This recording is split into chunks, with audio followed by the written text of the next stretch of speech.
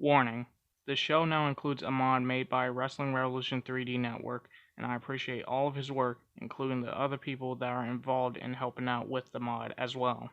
All credit is given to the maker of the mod in the link in the description to see more Wrestling Revolution 3D modding process. Enjoy.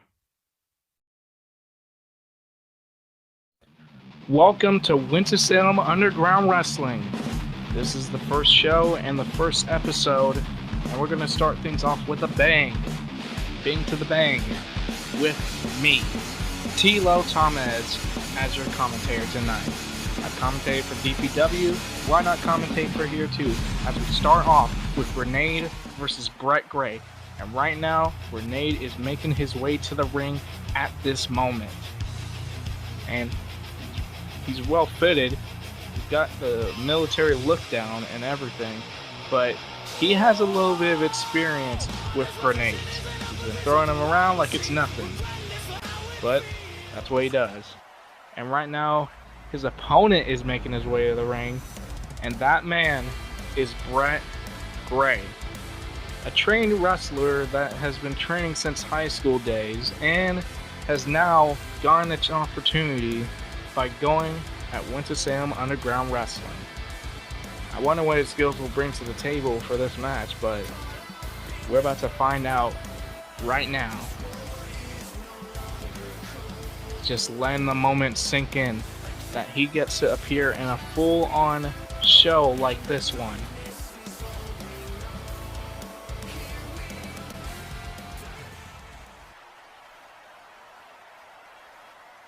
And right now the match begins. Grenade getting the advantage and slamming him down. Automatically getting some sort of opportunity. About to scoop, but nope, it doesn't work. Brett Gray up. There's a reversal. Now he slams Grenade down, landing perfectly. And a clothesline. Could have knocked him over, but it didn't. Oh, and a Samoan drop, landing perfectly. And it seemed like he was about to hit him with a finishing maneuver. Oh! But Grenade planted him on his face, but Brett Gray doesn't take any of that. He's not taking any of that in this match. Right now, wrenching the arm. It's not letting it go, but he lets it go now. Grenade sending him down to the mat. These two are going in a side slam. Right now, these two are going at it. And it seems like Brett Gray has some ideas, but fails. Up. And reverse into a DDT. What a way to maneuver out of that. And now he's got an armbar, but it escaped easily. And gets knocked down by Brett Gray. Flipped onto the ropes. Flipping onto the ropes. Pushing him over. And now going for a big frog splash to the outside. Landing on Grenade. Right now Brett Gray has the advantage. You think he's got something in mind. And nope, he just fakes him out. Going for a side slam again. It seems like my headset is a little down at the moment, but this is an exciting match. And scoop slam again. Right now he's got him on this Bull Nelson slam. Reverse into a Hurricane Rana. And that doesn't put out Brett Gray on that one, but he's rolling out to get some space. He flipped over. But man, these two are putting in a good starter right now. Even though they're flipping around, doing what they do best. They were going to put in a show for everyone. And now, Brett Gray landing his finishing maneuver, but it ain't it. It is not it yet. And right now, he's trying to get the advantage of Brett Gray with a perfect clothesline. Nailed him. And right now, he gets reversed. Another Hurricane Rana reversal by Grenade. And he tried to go for a discus but spear and monkey flip. So much is going on at once. But it seems like it's slowing the pace. The pace is slowed down. They fall down. And he knocks him out of the ring. He's going for a dive, nailing him with a Superman punch. And pile driver onto the floor. Right now, Brett Gray, he has some ideas. He has something in mind. And he's got a barbed wire bat at hand. Right now, just whacking him with it. whacking him. And he did a neck breaker with the barbed wire bat. That is something right there. Like, you normally don't see that often. And right now, Grenade has the bat. He's got... Oh, and he's bashing him with it. Just wrenching the back with that barbed wire into the flesh. And he's still whacking him with it. He's not holding back. Right now, advance goes to the Grenade. Russian leg sweep, landing perfectly. And now he's throwing away the bat. He doesn't need any more. He's taken enough out of him at this moment. And he lands a full Nelson Slam of his own. But Brett Gray doesn't take any of that. He's just letting it in. He's just letting it digest. He's determined. He doesn't want to let down from someone like Grenade. And now he hits a finishing maneuver. But will it put him away? I guess he's not going for the cover yet. Seems like he's still no... Oh! Landing a perfect discus forearm to the face. And an ankle lock, but it gets stopped immediately because Grenade might have other ideas, but send him to the corner. He flips out, landing onto the floor, and he's got the barbed wire bat again. Tried to face plant him, but he's not going to be able to do it in the side slam again, and an elbow in the process. Another one.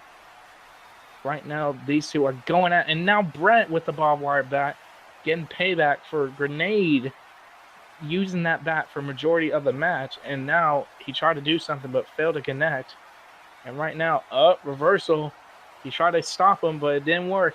He tried to stop him again, but still, he's not close to him enough. And Grenade landing an elbow drop on the leg of Brett Gray. Right now, Brett Gray is not really getting the hang of things because he's getting beaten down by the moment he slips up a bit. And right now, Brett Gray's just standing there. He gets a bat thrown to the face of him and gets German suplexed. Man, these two are putting up something. And I can tell you that this is something that a lot of people are going to remember by now. That these two are the starters of Winston-Salem Underground Wrestling. And zigzag with the bat at hand. That could have hurt Grenade's throat right there really badly. Maybe his face too while at it. And tripping him, dropping the bat. And it seems like it still ain't over. Each time they try, it just goes on and on in the scoop slam. It's like Grenade's gone figured out by this point, but Brett Gray not only landing Grenade's face into the bat, but he maybe hit himself. And I think it might be it. Yeah, it's over. Brett Gray is your first winner of Winston-Salem Underground Wrestling. Man, what a match from those two. They put in something just now. And I can't wait to see more out of Brett Gray, especially with how he did. Man, those two really did put in something. But now, we do got to prepare up for our next matchup that is on its way. And that matchup is a tag team match.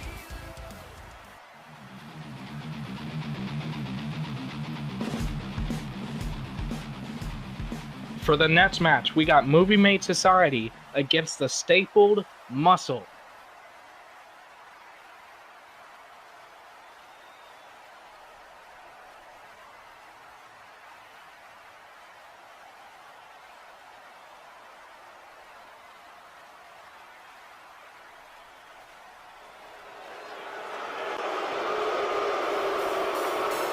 I legit never expect the day to see someone from Winston-Salem Underground Wrestling like that to just go at DPW's neck. I did not expect that. But anyways, Movie Made Kelson making his statement as he brings Elijah Stone with him along the way. And now we got the other team that is facing them right now, the Stapled Muscles. These two have known each other since high school, well, actually college, my mistake, and these two have been all about muscle and been putting in work and building themselves, but right now, they're instantly going after them, starting the match in this way, just showing mayhem already. I was about to say that the one in the black trunks is Scott Muscle, and I need to look up the information of who the other guy is because I forgot already. But all I know is these two are from college. They have known each other since college. And these two have been all about working the muscle and bringing the staples along with them. And it seems like movie made Kelson try to make something out there. And scoop slam. And there's a bunch of weapons. This is a hardcore match. I forgot to bring that up. But there's barely any time for me to keep up with anything because these guys are just already causing mayhem out the gate, like especially on the start of the match. And right now, Scott Muscle is getting okay, there's a misfunction going on. Also, I forgot that I remember now that the guy that has a receding hair, I guess, is the Stapler. But right now, the Stapler and Scott Muscle are getting the advantage. And Stapler landing a finishing maneuver. 1, 2, 3. Oh man, these two, they already done it just like that, like it was nothing. And right now, Scoop Slam taking down Movie Mate Kelson and Elijah Stone realizing that what's going down that is happening right now. Like these two are still beating. And they're just destroying him. They're not letting him breathe either. Like Movie Mate Kelson did something, but he realized that the match doesn't exist at this point because the match is already over, and he's sent over the ring, the ropes, whatever. Right now, these two are just beating the mess out of Elijah Stone, and right now, there's just no chance for. And right now, the Staple is just dipping out, letting Scott Muscle handle business. I guess with that amount of trust they got for each other, they're just doing whatever they want, doing what needs to be done. And right now, Scott Muscle is just beating the mess out of Elijah Stone and nailing him with a big power bomb and swinging him around. Oh my goodness, he's swinging him so much. The muscle of Scott Muscle being displayed after that act. And right now, Scott Muscle is dipping out, leaving the ring, and probably leaving this arena as well, especially after that. And those two are something that's somebody you should not mess with. Like, and right now we got our next match: Skullface Suzuki versus Haruko Lee, our first women's match of the night. And this is also an Extreme stipulated match as well. Right now we see Skullface Suzuki making her way to the ring. I would give info about her, but it's a mystery for now because I really don't know what to think after seeing it. Speaking of seeing someone, we got Haruko Lee. And fun fact about her is that she's actually a cousin of former DBW member Frisha Vakadu. And that's a little bit of something that you could never expect.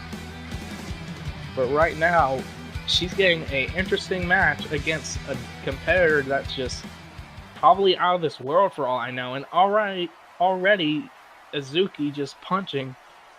Right now, Haruto, gets speared down and a big 450 and getting kneed down in the process. These ladies are already showing something out the gate. And slamming him onto the chair. These ladies are, moonsault, landing perfectly and flipped her out. And right now, the pin, but it's not enough, obviously, especially with how, oh my goodness, onto the chair. And her shoulder is feeling that. I would say arm, but shoulder now, since I saw her holding it. And Skullface is just creeping around. And right now, chokehold, got a chokehold locked in very tight. Haruto is thinking smart, just target the neck. And right now, Skullface is not even escaping it immediately. That's a surprise, especially with how she looks. Because Oh wait, she might have a chance to get out. She might. And she escapes. And right now they're just going at each other. Skullface tried to go for a cover, but it didn't seem like it would do anything. Especially with how Haruko had the advantage on most of it. She's got a weight at hand. So far, these ladies are going crazy using a weight on Skullface Suzuki. And right now, missed a 450, punching and kicking, and another kick. And once again, failure to connect anything at the moment. Haruko is trying to think about what to do next. And right now, slamming her onto the stop sign, the chair, and the weight. 3 of those. Oh! Caving in that back of hers. My goodness. I'm still disappointed that I forgot about the stapler for a second. I legit did not expect that. But either way, these 2 ladies are currently putting in a hardcore havoc. And she's giving her the knees at the moment.